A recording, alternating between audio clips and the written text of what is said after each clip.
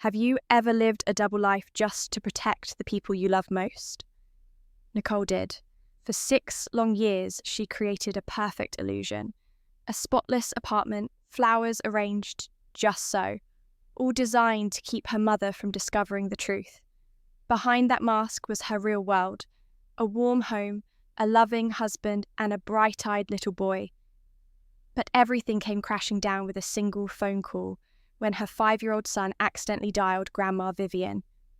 What followed was not just a family visit, but a battle of control, love, and survival. This is more than a story about secrets exposed. It is about courage, about standing your ground when the person you fear most is also the one who raised you.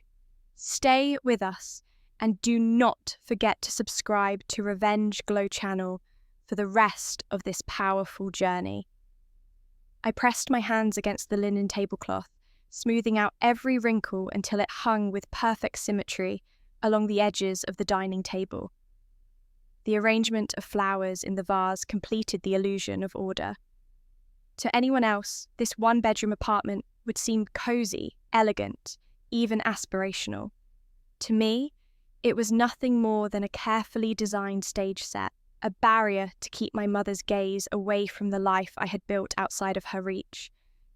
For 6 years, I had managed the impossible.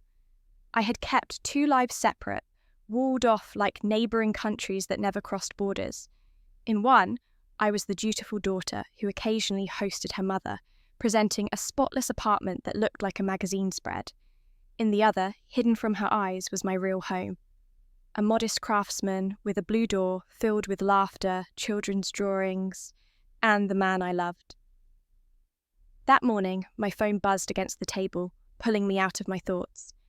The name glowing on the screen, Adrian, always filled me with warmth. His voice carried steady comfort, but today something was off. "Nicole," he whispered, almost as if afraid someone else might hear. "We have a problem. Oliver just called your mother."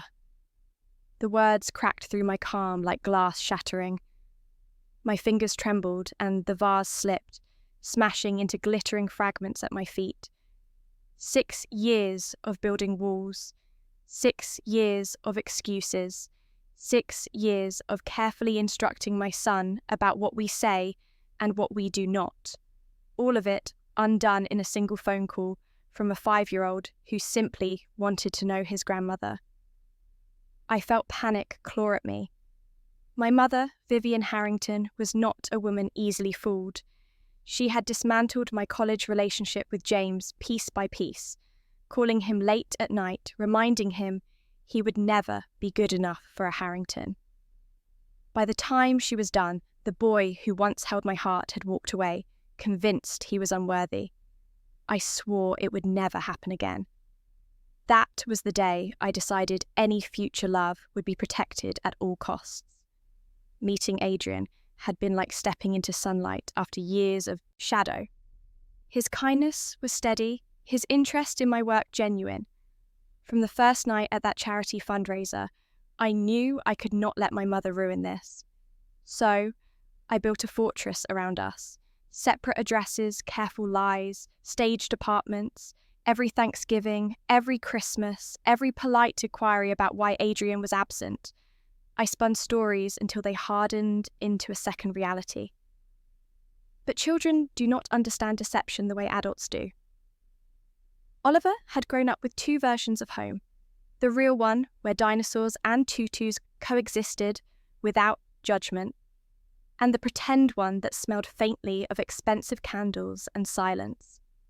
When he found my phone and saw Grandma Vivian, curiosity had done what I had avoided for 6 years. "Did he tell her about us?" My voice quivered as I asked Adrian. He did not know. Oliver had been talking about dinosaurs and his tutu when Adrian walked in.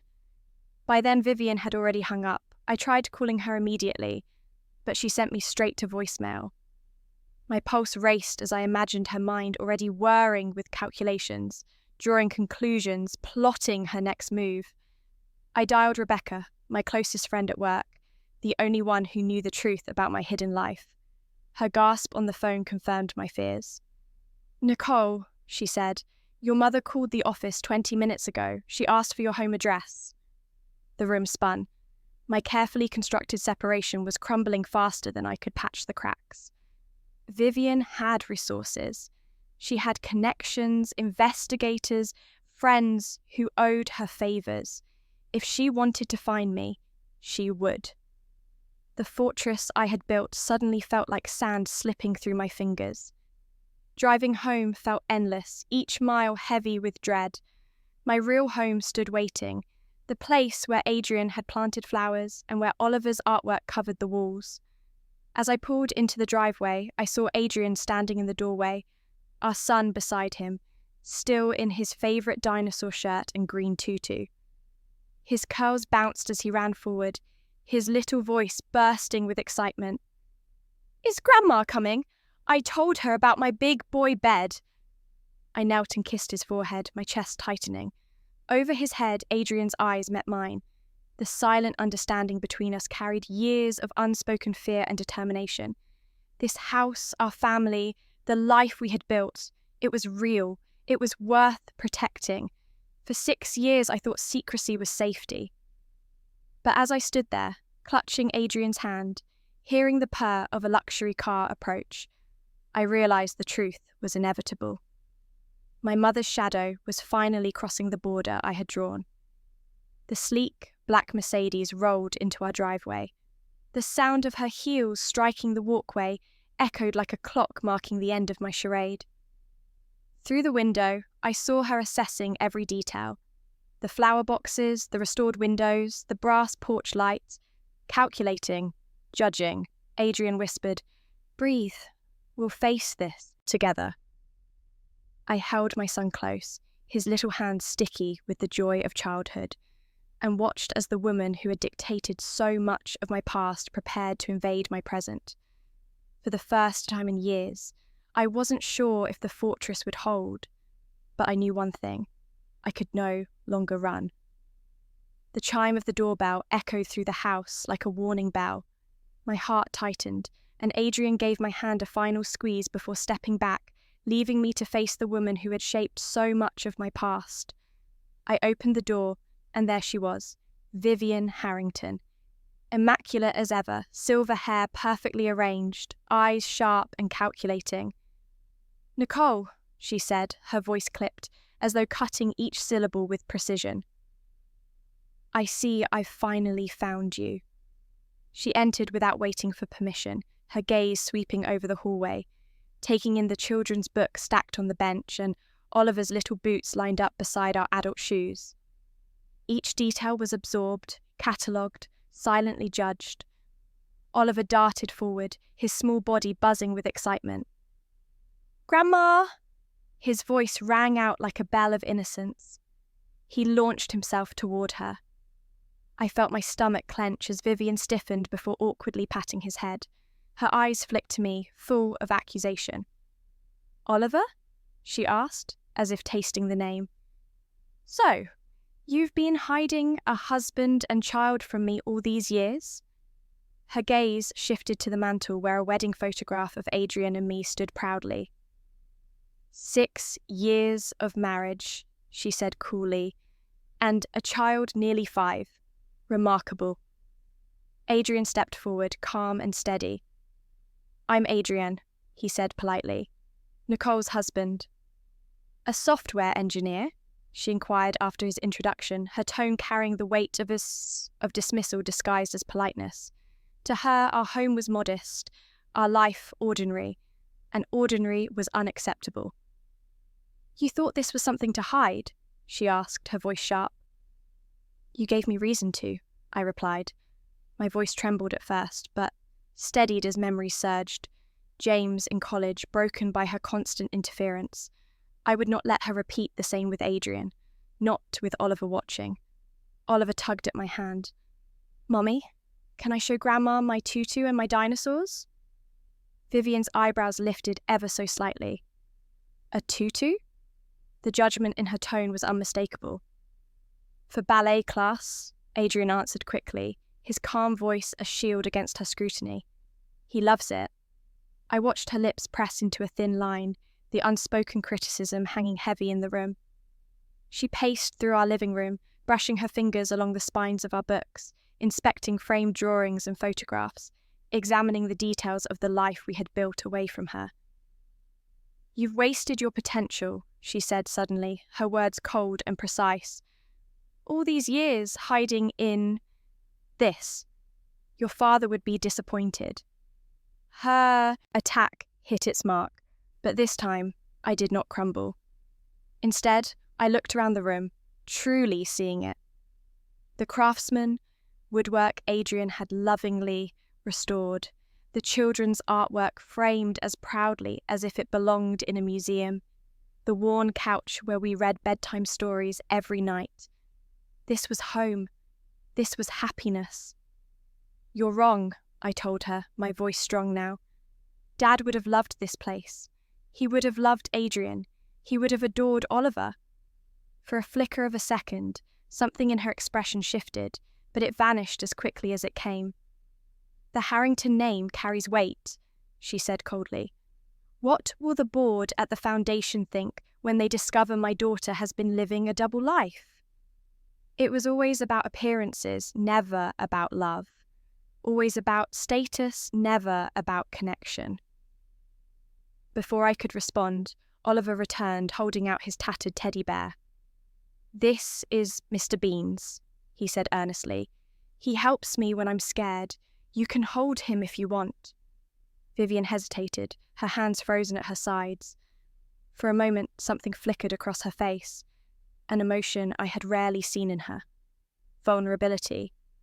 Adrian stepped in then, his voice steady, carrying quiet strength. "Mrs. Harrington, we've built a good life here. Nicole does incredible work at her non-profit. Oliver is thriving. You're welcome to be part of this, but on our terms." Her eyes darted between the three of us. Me, standing tall, Adrian, calm and firm. Oliver, holding out his teddy bear with unwavering hope. For once, she had no words. That night, long after she left, I lay awake, staring at the ceiling. The battle was far from over. My mother was not one to retreat permanently, but something had changed. I had faced her, not from behind a mask, not from a staged apartment, but from my real life in my real home. The next morning, I dug through a box of my father's old papers, letters, photographs, and, finally, the trust documents. My heart raced as I read. Irrevocable, she had no control. She had been bluffing for years, wielding money as a weapon she never truly possessed. For the first time, I felt the tide shift. The fear that had defined so much of my adulthood was giving way to power. Adrian leaned over my shoulder, reading with me. When I whispered, "She has no legal leverage," his hand found mine and squeezed. We both laughed, the sound bubbling up in relief, breaking through the heaviness that had hung over us for so long. Later that week, I made a phone call of my own. Margaret Wheeler, my mother's longtime friend, answered warmly. "Nicole, what a surprise." I pressed for answers, asking what Vivian had been telling people all these years. The truth hit hard. My mother had woven stories about my career, my accolades, but never about my personal life. To her circle, I was an accessory to her own social standing, not a woman with a family of her own. It was in that moment that I realized she didn't just fear losing control of me. She feared insignificance. She feared being forgotten. That knowledge gave me a new kind of strength. The next time she walked into my home, I would not cower. I would not stage perfection for her approval. I would let her see me, the real me, the daughter she tried to mold but who chose her own path. And I knew, deep down, that was the one thing she could never control. The days that followed felt like the tightening of a rope, each interaction with my mother pulling the knot closer to my throat. Vivian had never been a woman who lost easily. When money failed to sway me, I knew she would find another weapon, and she did. It began with Oliver's preschool. Donna Taylor, the director, called me with professional caution in her voice. Nicole, I just wanted to confirm something. Your mother has contacted the school 3 times this week. She asked about Oliver's schedule, his teachers, even his friends' parents. I gripped the phone until my knuckles turned white. You didn't tell her anything, did you? Of course not, Donna assured me. Our policies are very clear. But the damage was done. My mother was circling, trying to establish a direct line to my son, bypassing me entirely. It was exactly what she had done to me at Oliver's age, seeding doubt, weaving control, planting herself where she did not belong. That night, Adrian and I sat at the kitchen table, our war room as it had become. Papers spread out like maps of a battlefield, legal documents, trust papers, even notes from Margaret Wheeler, who had agreed to quietly feed me information from my mother's social circles. She's not just after you anymore, Adrian said, his voice low but steady. She's trying to get to Oliver. We need to tighten boundaries. No unsupervised contact, no phone calls, and we need to alert his friends' parents too. I nodded, my temples throbbing with a familiar tension. She will look for cracks. We have to seal them all. For an hour, we drafted a plan, security procedures at school, conversations with teachers, even a network of trusted friends who could help us watch for signs of manipulation. It felt surreal, as though we were planning defences against an enemy army rather than my own mother. But then came Oliver's birthday, the moment where strategy would meet reality. On the morning of his party, our backyard bloomed with balloons and laughter. Children chased each other through an obstacle course Adrian had built, their giggles carried on the summer breeze. Oliver, dressed in his dinosaur costume, with a cape flapping behind him, radiated joy. Look at him, Adrian murmured, wrapping his arm around my waist. This is what matters. He's happy. I leaned into him, drawing strength. She's coming, I whispered, and she said she has something special planned. Right on cue, the doorbell rang at 2:00 sharp. Vivian never arrived late. Punctuality was one of her many weapons. But she wasn't alone. Standing beside her were 2 figures who stopped my heart, my grandparents, Eleanor and Joseph, my father's parents, people I hadn't seen in over 15 years. Nicole, darling, Vivian announced with feigned warmth. Look who I found. They've been desperate to see you. It was a masterstroke of manipulation. By bringing them here, she forced me into a corner. I could not reject them without appearing cruel, not in front of the other parents who were already watching with curiosity. Grandma, Grandpa, my voice cracked as I embraced them. My grandmother's fingers brushed my cheek, her eyes wet with tears.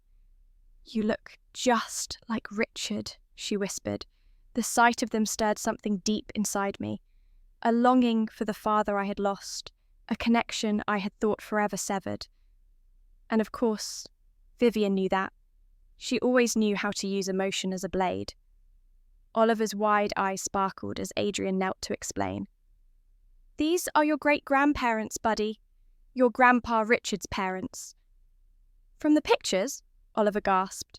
The ones who live in heaven with the stars. Joseph's face crumpled with emotion, and in that moment I saw my father in his features. My chest ached with both grief and love. The party carried on, laughter blending with the hum of adult conversations, but beneath it all was the thrum of tension. Vivian's eyes followed me everywhere, assessing, calculating. Her strategy was clear: force me into public concessions, trap me in moments where a refusal would make me look ungrateful. The climax came when she stood, her voice carrying effortlessly across the yard. Perhaps Oliver might open my gift first. The crowd hushed as she handed him a cream-wrapped package tied with gold ribbon. Inside was a velvet box and an envelope. Oliver tore it open with glee, holding up a small gold key on a ribbon. It's your future, darling, Vivian declared. I've established an educational trust. tuition for Whitfield Academy, my alma mater, and eventually Yale. Just like your grandfather, just like your mother was meant to attend. Gasps rippled among the parents. It was a masterstroke, public generosity tied to private control. If I refused, I would look like the ungrateful daughter rejecting her child's future. But I had prepared. Adrian moved to my side. Margaret edged closer to my grandparents, and I stepped forward, calm, settling over me like armour. "Mom," I said clearly, my voice carrying across the yard. "That's an incredibly generous offer, and we appreciate the thought. But we must decline." The silence was electric. Vivian's smile faltered for the first time. "Oliver's future is for his parents to plan," I continued. "We've already established his college fund. He will attend schools that value his creativity and individuality, whether that's Yale or somewhere else entirely." Murmurs of support rippled through the other parents. Adrian squeezed my hand. Margaret nodded subtly. The narrative was shifting, but I wasn't finished. I reached beneath the gift table and pulled out a long, carefully wrapped package. "Actually, Mum, we have something for you." Her surprise was genuine. She peeled back the paper to reveal my father's brass telescope. Her hands trembled as she held it, her mask cracking as our emotion bled through. "Richard's telescope," she whispered. "Dad used it to show me the stars," I said softly. "He wanted me to see beyond what was in front of me, to look at the bigger picture. Maybe it can help you too." Margaret handed me another item, my father's journals, as I placed them in Vivian's hands. He wrote about his hopes for me. He never cared about prestige or appearances. He cared about happiness. My grandparents rose, their voices quivering with memory. "Richard cherished this telescope," Eleanor said. "He never cared about society. He cared about seeing things clearly." The tide shifted. Vivian stood holding the telescope, her carefully constructed armour crumbling in front of everyone. For the first time in my adult life, I saw her as something more than a force of control. I saw her as a woman facing truths she could no longer manipulate away. Oliver, blissfully unaware of the storm he had just witnessed, bounced up. "Can we have cake now? Grandma Vivian should get the first piece." Laughter rippled across the yard, breaking the tension.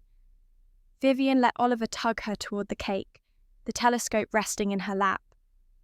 The walls between us had not vanished, but something new had begun to grow in their place. 6 years of hiding, 6 years of fear. And in one afternoon, I stood in the open, my family beside me, my truth unshaken. The brass telescope gleamed in the late afternoon light, its polished surface reflecting the faces gathered around Oliver's birthday cake. For a moment, time seemed to hold still. Vivian, who had spent decades controlling every situation she entered, now sat quietly with my father's most treasured possession resting across her lap. The telescope was more than metal and glass. It was a symbol, a reminder of what mattered to him and of what she had tried so hard to erase. That night, long after the guests had left and Oliver was tucked into bed with frosting still smudged across his cheek, Adrian and I sat at the kitchen table surrounded by papers. It had become our war room. Letters, legal documents, and trust papers were spread out before us in neat stacks. The faint hum of the refrigerator was the only sound besides the scratching of my pen against a notepad. "I've been thinking," I said quietly, tracing a line in one of my father's letters. "Dad always knew Mum's greatest fear wasn't failure. It was irrelevance. She built her life on appearances, on being seen. Without that, she's nothing." Adrian leaned back, his eyes scanning the papers. "So she'll fight harder. She'll look for new angles, new ways to push back." "Exactly," I agreed.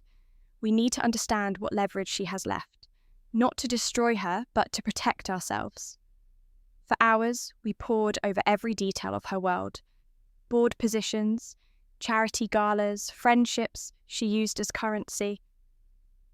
Margaret Wheeler had already confirmed what I suspected. My mother's reputation in Connecticut society was built on carefully crafted illusions, many of which leaned heavily on the prestige she borrowed from me. "She tells them about your career," Margaret had said, "about awards, about your non-profit work, but she never once mentioned Adrian or Oliver." Hearing it had stung, but it also revealed her weakness. She needed me as much as I had once feared needing her. Adrian reached across the table, squeezing my hand. 6 years ago, we hid. We just thought secrecy was safety. Now, we're preparing. That's stronger. His words steadied me. Preparation meant control. Preparation meant freedom. The next morning, I picked up the phone and called up Margaret. Margaret again. "I need your help," I told her. "I need to know where she'll be, who she'll be with. I don't want to be blindsided anymore." Margaret agreed without hesitation. Her loyalty surprised me, but she seemed eager to see balance restored after decades of watching Vivian manipulate everyone around her. In the days that followed, our home became a centre of planning, not just for Oliver's life, but for the boundaries that would define our family's future. Adrian researched therapists who specialised in narcissistic family dynamics, just in case we needed an extra layer of support. I created scripts for Oliver, simple truths he could use at school or with friends if his grandmother tried to pry. "Grandma loves me, but lives far away," he practiced one evening, clutching his teddy bear. My chest ached, but it was necessary. He deserved the chance to grow up free of the confusion I had endured. Then came Vivian's next move, an invitation to the Connecticut Arts Foundation Gala. The email arrived late at night, her tone cool but pointed. "Time to introduce you properly to society."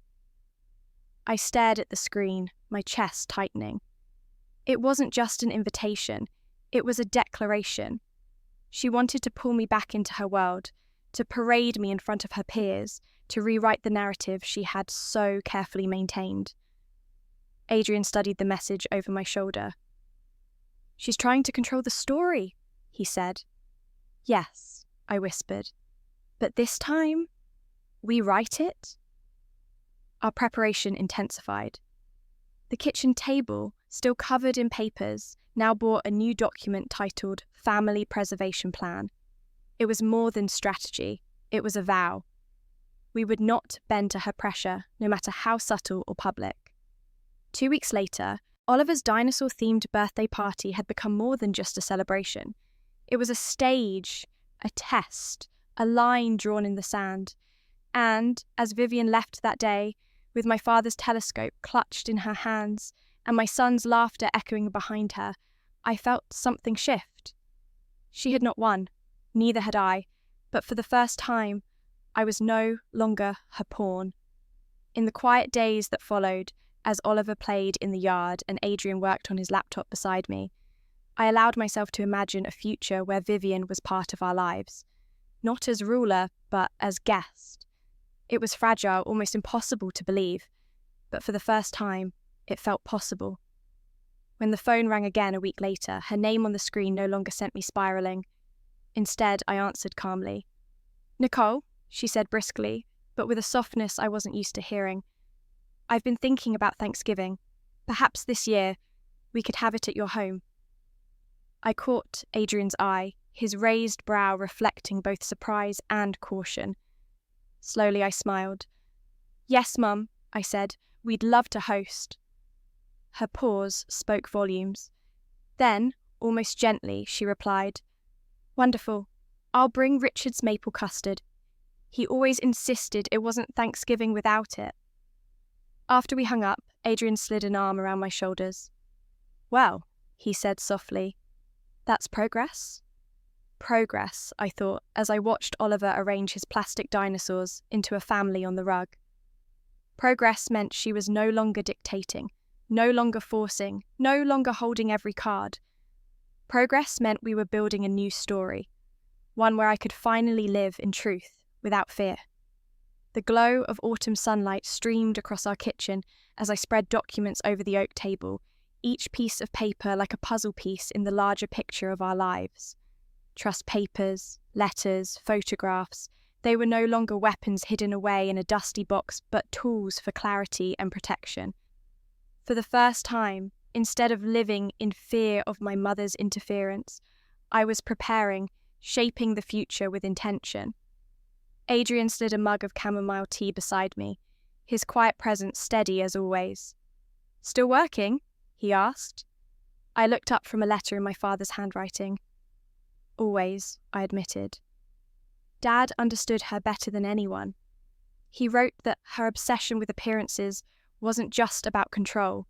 It was about fear. Fear of being forgotten. Adrian nodded, his practical mind absorbing each word. "Then she'll keep trying to be seen, no matter the cost. That means we need to be ready for every angle." So we built our plan layer by layer.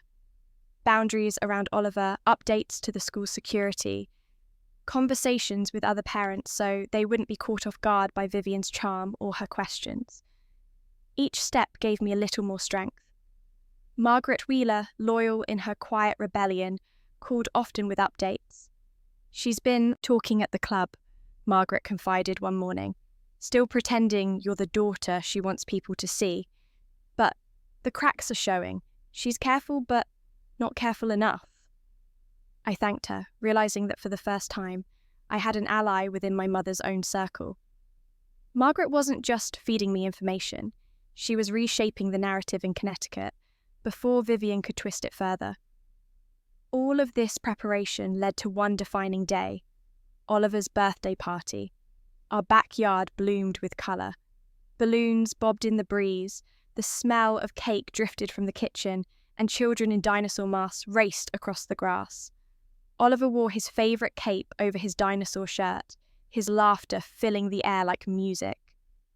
"He looks so happy," Adrian said, slipping his arm around me as we watched our son chase his friends. "He is happy," I whispered. But inside, my stomach twisted, because Vivian had promised she was bringing something special. And with her, special was never simple. Right at 2:00, the doorbell rang. Vivian stood on the porch in a cream suit, her smile polished, her posture impeccable. But she wasn't alone. Behind her stood Eleanor and Joseph, my father's parents, my grandparents, faces etched with time and longing. "Nicole, darling," she announced smoothly, "look who I found. They've missed you terribly. And now they finally get to meet Oliver." The manipulation was clear. She had chosen the nuclear option, family I couldn't refuse without appearing cold-hearted. Parents from Oliver's preschool turned to watch, curiosity on their faces. Vivian had staged the perfect scene to corner me. But when my grandmother's trembling hand brushed my cheek and she whispered, "You look just like Richard," I couldn't hold back my tears. My grandparents weren't pawns, even if Vivian wanted them to be. They were reminders of love I had lost too soon. Oliver peeked out from behind Adrian. "Who are they?" he asked in a small voice. "Your great-grandparents," Adrian said gently, lifting him into his arms. "They're Grandpa Richard's parents." Oliver's eyes widened. "The ones in the pictures? The ones who live in heaven with the stars?" My grandfather's face crumpled, and my grandmother's tears spilled freely. In that instant, I saw my father alive in their features, and grief and joy collided inside me. The party continued with laughter and games, but beneath it ran a current of strategy. Vivian watched everything, waiting for her moment. And when the children gathered for cake, she took it. "Perhaps Oliver might open my gift first," she suggested, her voice carrying across the yard like a conductor's baton. Oliver tore open the cream-wrapped package to reveal a velvet box and a key tied to a blue ribbon. Vivian's voice rang out, "It's your future, darling. I've established an educational trust. Whitfield Academy, then Yale, just as it should be." Gasps fluttered through the parents gathered around us. It was a brilliant move. Public generosity wrapped around private control. But I was ready. Adrian stood by my side. Margaret lingered near my grandparents, steady and watchful. I stepped forward, my heart calm. "Mum," I said clearly, "that's generous, but we must decline." Her smile faltered. "Oliver's future is for his parents to decide. We've already made plans for his education. He'll go where his creativity and individuality are valued, whether that's Yale or somewhere else." Murmurs of support rose from the other parents. Adrian's hand pressed against my back, grounding me. Margaret gave a subtle nod. Vivian's control was slipping. And then I played my move. From beneath the table, I pulled out a carefully wrapped sheet package. "We have a gift for you, Mum." Her eyes widened in genuine surprise. She opened it slowly, revealing my father's brass telescope. For the first time in years, her mask cracked. Her fingers trembled against the polished surface. "Richard's telescope," she whispered. "Yes," I said, my voice steady. "He used it to show me the stars. He wanted me to see beyond what was in front of me, to look further, to see clearly. Maybe it can help you too." I handed her my father's journals. He wrote about what mattered to him, not prestige, not status, happiness. That's what he wanted for me, and that's what I've built. My grandparents stepped forward, their voices trembling with memory. "Richard never cared for society," Eleanor said softly. "He cared about seeing things clearly." The atmosphere shifted. Vivian stood clutching the telescope, her facade breaking down in front of an audience she could not control. Then Oliver, oblivious to the storm, tugged at her sleeve. "Grandma, will you have the first piece of cake?" Laughter bubbled through the crowd, tension dissolving in the innocence of his request. And, for once, Vivian allowed herself to be led by someone else, her grandson, not her reputation. The candles flickered, Oliver's laughter rang out, and I realised something profound. I was no longer hiding. For the first time in years, I was standing fully in my truth, surrounded by family, friends, and the life I had built without apology. The telescope gleamed on our living room shelf, catching the afternoon sunlight, as if it were a silent witness to everything that had changed. It had been 3 months since Oliver's birthday, 3 months since my mother's facade cracked in front of everyone, 3 months since I finally stood in truth without fear. Life felt different now. For the first time in years, I was not living in fragments. There was no staged apartment across town, no late-night rush to hide evidence of the family I loved. Our home was fully ours, with photographs proudly displayed, artwork taped to the refrigerator, and laughter echoing through its rooms. When the phone buzzed, showing Mother calling, my chest no longer clenched. Instead, I answered calmly. "Good afternoon, Mum." Her voice, still crisp, carried something new. Hesitation. "Nicole, I've been thinking about Thanksgiving. The Wheelers suggested their lake house, but perhaps we might do something at your home this year." I caught Adrian's eye. He raised his brows, silently asking if I was ready for this. I nodded. "We'd love to host, Mum. Oliver's been talking about showing you his new tree fort." There was a pause on the line then. "Wonderful. I'll bring Richard's maple custard. He always insisted it wasn't Thanksgiving without it." After we hung up, Adrian wrapped his arms around me. "Well, that's progress." Progress. The word echoed in me. It wasn't surrender, it wasn't erasure of the past, but it was something new, something fragile, something I wasn't sure I had ever thought possible. In the weeks that followed, I found myself shifting too. At work, I accepted a long overdue promotion to Director of Marketing. In the past, I would have hidden it from my mother, afraid she would twist my success into another tool of control. This time, I called her directly. "Congratulations, Nicole," she said. Her approval no longer defined me, but hearing it without strings still meant something. I could accept it without fear. At Oliver's preschool, his teacher pulled me aside. "He talks about his grandma Vivian all the time now," she said with a smile. "Apparently, she has a telescope collection." I laughed, shaking my head.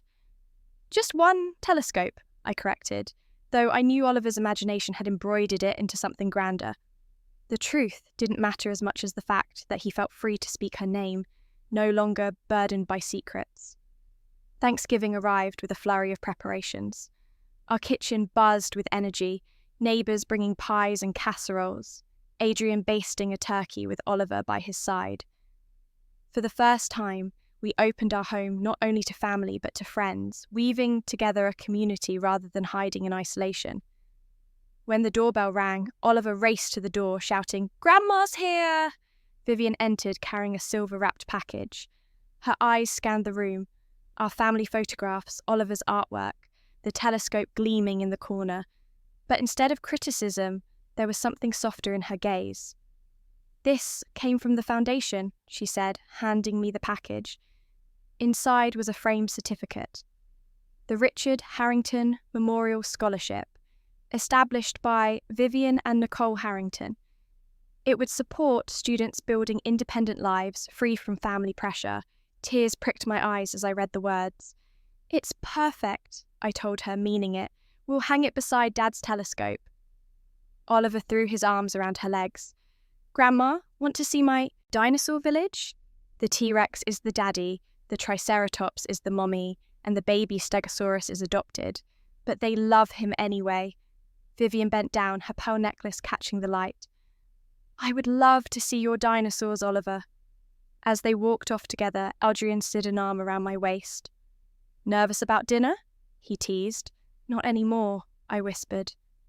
The last time she had arrived unannounced, I had smashed a vase and spiraled into panic. Now I felt steady, even at peace. Through the window, I saw neighbours approaching with pies. We opened our home without fear, welcoming them into our truth. No secrets, no masks, just us.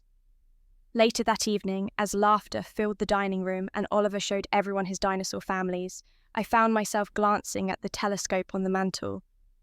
My father's legacy wasn't wealth or appearances. It was courage. It was freedom.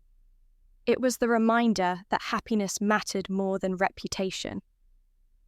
Vivian caught my gaze, her eyes lingering on the telescope too. For the first time, I saw not the tyrant of my past, but a woman learning, perhaps slowly, to let go. We locked eyes, and though no words were spoken, I felt it. A truce, fragile but real. 6 years of hiding had finally dissolved. In its place was something infinitely more powerful, truth. Sometimes the hardest battles we fight are not against strangers, or even the outside world, but against the people who gave us life. For years, Nicole lived in hiding, convinced that secrecy was the only way to protect her family from her mother's control. She built walls, created illusions, and carried the crushing weight of living 2 lives. And yet, in the end, it wasn't the walls that saved her. It was the courage to stand in her truth. The telescope her father left behind became more than an heirloom. It became a symbol, a reminder to see clearly, to look beyond appearances, and to measure life not by society's standards, but by love, laughter, and authenticity. In that moment, Nicole reclaimed more than just her freedom. She reclaimed her legacy, one built not on fear, but on strength and resilience. Vivian, once a figure of intimidation, now walked into Nicole's home not as an enemy, but as a grandmother learning to soften. The scholarship they created in Richard's name proved that even the most fractured relationships could be reshaped into something meaningful. And Oliver, with his dinosaurs and boundless innocence, showed that love unfiltered by judgment has the power to bridge even the widest divide. Nicole's story is not just about survival, it is about transformation. It is about refusing to let fear dictate the course of a life. It is about learning that the truest revenge is not anger or bitterness.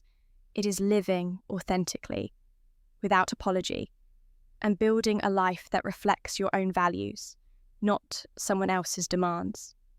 So, if you have ever felt the weight of expectations, if you have ever been told you are not enough, or if you have ever hidden who you are just to keep the peace, let Nicole's journey remind you. The most powerful glow comes from within, when you stand in your truth and refuse to dim your light for anyone. This is more than a story. It is a call to courage, a reminder that we all have the right to choose love over fear, authenticity over appearances, and freedom over control. And sometimes the greatest victory is not in proving someone wrong, but in living so fully that their judgment no longer matters. Stay with us as we share more stories of resilience, courage, and transformation. And if Nicole's journey moved you, touched your heart, or made you believe in the power of truth, then don't forget, subscribe to Revenge Glow channel today. Because here, every story is a reminder that no matter how dark the past, you always have the power to step into the light.